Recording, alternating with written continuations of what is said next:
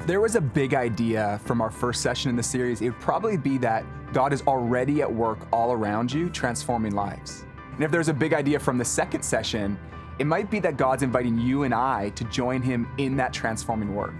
Now we're in our third and final session, and the big idea for today is around what practical actions you can take to respond to all of this. We want to look at day-to-day activities that you can do that will set you up to engage in this work God's inviting us to. And I'm so glad we're talking about this because it'd be such a shame for us to just talk around ideas of reaching others without actually looking at how to do it. I am aware, though, that whenever we talk about practical steps to sharing our faith, that it can sometimes feel like formulaic or impersonal instead of relational and loving. So instead of seeing this all as like a formula, the practical actions we want to explore in this session are more like a way of living that can position us to step into the work God's doing around us. Before we get going, take a few minutes as a group to talk about this.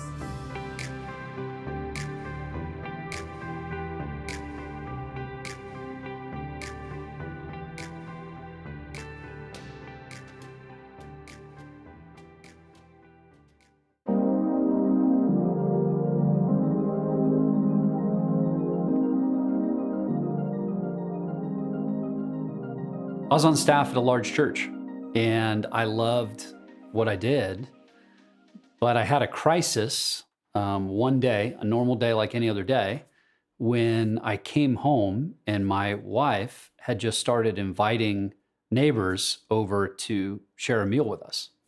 She'd rolled the grill out, and as people were coming home, she just said, "Why don't you come over and we'll share a meal together?" And all of a sudden I realized all these people that surrounded me, I didn't even know their names. I was a professional Christian. My job was to help a church get to know the city and the neighborhood. And I didn't even know the people that surrounded my apartment complex. And as we got to know them at that meal, we started to share life with these people who were going through domestic violence things and dealing with addictions, and folks that had all kinds of problems when I was used to getting into my car to drive to do church ministry stuff when there were needs all around me. And in a sense, we became the pastors of that apartment complex. So when we went to move to Denver to plant a church, we decided we want to take the Great Commandment literally, not figuratively, literally, which meant we needed to know the names of the neighbors, of the people that surround us, to love them, to serve them, to pray for them. And well, that shaped what became our church. Everyone that came with us, we made a commitment to spend time in our front yards, to share meals with people in our homes, to hear their stories, to pray for them, to pray with them, and learn how to live life together. And in this, I think we took the Great Commandment literally, to love God and love your neighbor as yourself. And your neighbor actually includes your literal neighbor. And so that small step opened us up to actually thinking about how cities might change. What if everybody took that seriously? What if everyone that says that they follow Jesus took that seriously? But what if everybody took that seriously? We might just see a ripple effect in every city that we're in. Instead of trying to do everything out there, what if we started right in here? The step to take is really simple. It requires walking the 20 or 30 feet and doing this really complicated maneuver, which is knocking on their door and then saying, "Hi, I live over here. I don't know your name. I've not had a chance to meet you." If you're new in a neighborhood, it goes better. But if you've been there a while, it can be even more awkward. And here's why. Because you probably knew their name at some point. Like you met them at one point and they've just become like cat lady, or hey, what's up, dude, bro, man. And you have these super shallow conversations that usually revolve around the local sports team or a restaurant that came to town.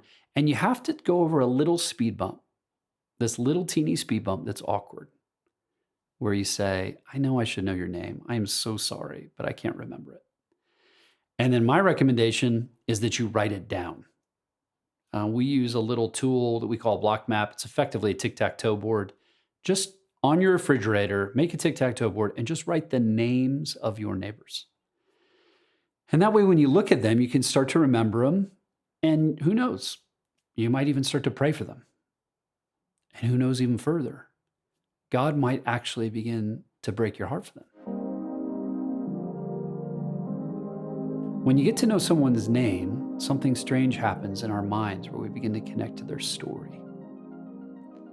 And we begin to remember parts of their story when we remember their name. And it's the most dignified thing we can do for others, is to know their name, capture pieces of their story as a means of demonstrating we care about them. And I think that's what Jesus asks us to do. He asks us to love people. And by this, we show that we're his disciples.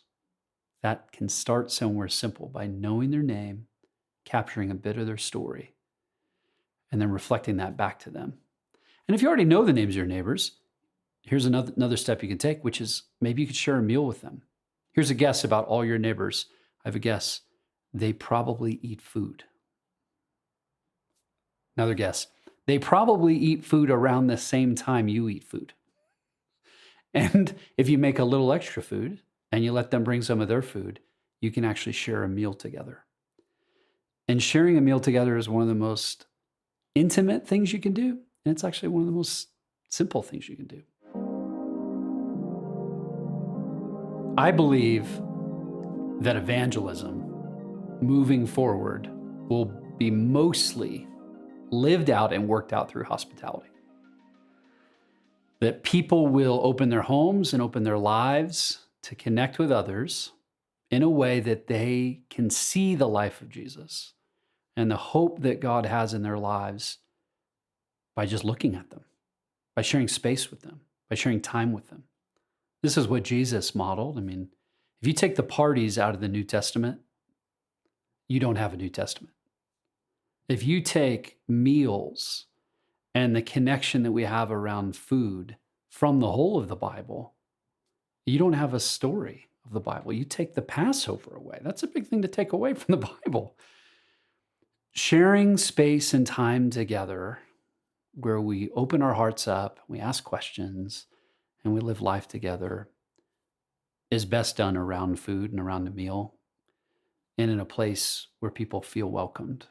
We all have a part to play, and God is so well pleased to use every single one of us if we're willing.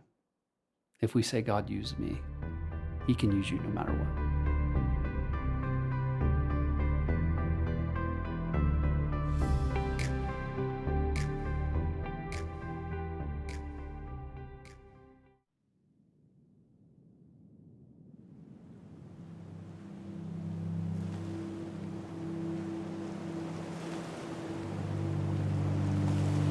My mom left when I was a baby, and my dad raised me until I was 4.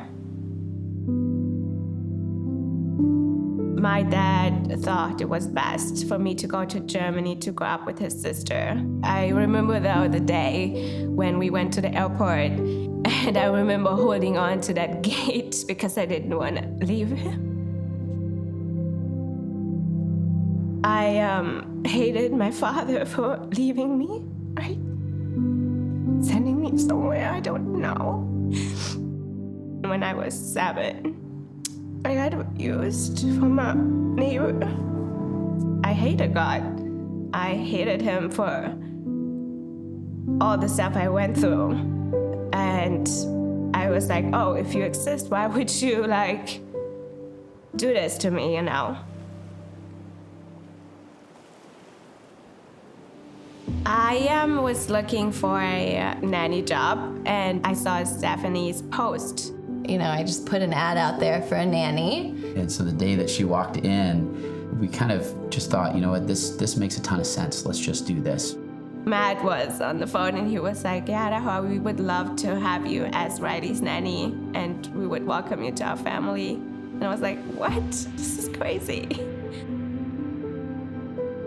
We have so many people coming through this house, and she would ask, who are all these people? You know, they babysit your kids, and they come over here and play with your kids, and why would they do that? It's they love our kids, you know, we're really involved with each other, we love each other, we're all part of the same community. She's like, well, I'd love to check that out. So Matt and Steph invited me to church. it was weird because I'm like, never went to church ever. They were just so nice and so welcoming, right? And I was like, oh, this is like a different experience. Like, I like going there. I think we were advertising for Alpha. Alpha was just coming back. And I said, this would be a great way for you to learn more about who Jesus is. And I was like, okay, fine, I'm gonna go meet new people. And yeah, that was the reason why I went to Alpha.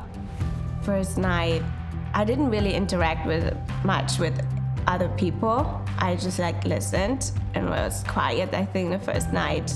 The second night, the third night, I felt like, oh, this is really powerful, right? I started engaging more and asking questions.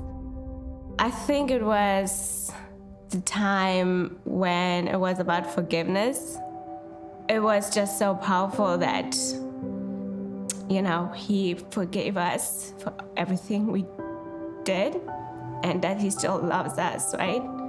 How can he love me when I did so many stuff? How can I forgive myself? How can I forgive people who hurt me? I think that was the moment when the dog I had inside went away and the light came through. Yeah. When you came home and told us you wanted to be baptized, obviously we're really excited for her. And then when she asked me to baptize her, I was floored. It was really exciting. What was actually so easy, that's the other thing I can't get over, is that I really did so little to introduce you. I mean, so much of it is you just hearing what was true and then just running with it and diving in. Not everyone does that. But then I just feel like I'm getting so much credit for doing so little. I mean, just saying, it's not little. It's a big, it's huge for you guys to bring me into your home, trusting me, being in your house and taking care of your daughter. Showing me this oh man, this is this great love God has for you. You should come and experience it too. It's without you, I don't think I would have it now. So, yeah.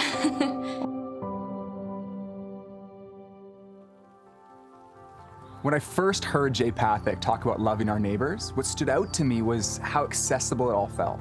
Praying for people by name, getting to know my neighbors, extending an invitation. It's stuff I can do. It's easy. Well, I know it's not easy, but it's easier than how I often make it.